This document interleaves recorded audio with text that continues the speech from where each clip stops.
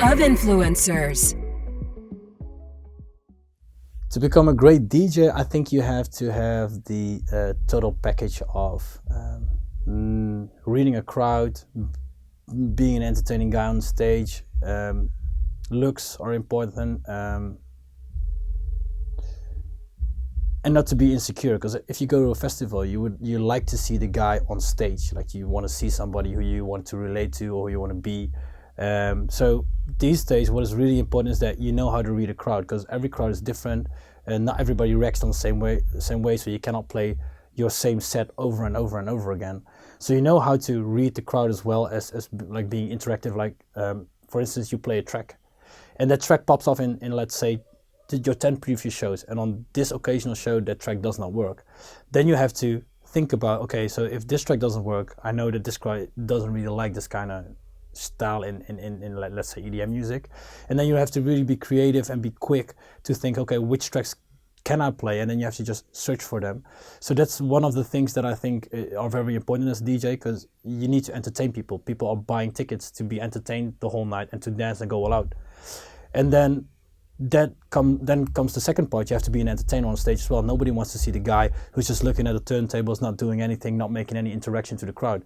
They want to see that guy pick up the mic, ask them, hey, how is everybody? How are you guys feeling? And then put your hands up, 3, 2, 1, let's go. That's what people really love, because they are there to party, but they want to be a part of you as well, or maybe have the interaction with you in a certain way. Especially when you have diehard fans who are like, in Jakarta, I was playing in Bali during my birthday, and fans were coming with birthday presents. So if they bring birthday presents to your show, then you have to be that guy on stage who can entertain them as well, because or else they'd be like, oh really, did I just bring this birthday present for this guy who doesn't really care about us or doesn't do anything? So to be a great DJ, I think you have to have the total artist package.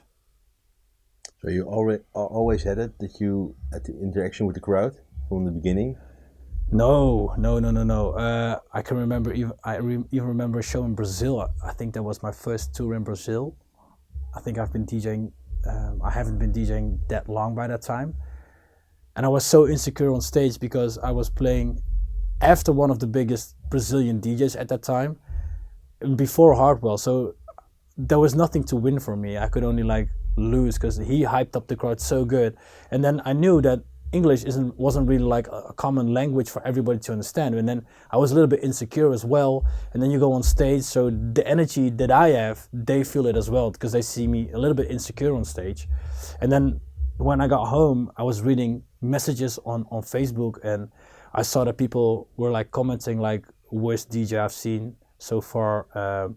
I saw comments that you didn't even look at the crowd, didn't even pick up the mic. Those kind of things you do see, and then you think about, wait, what did I do wrong during that show?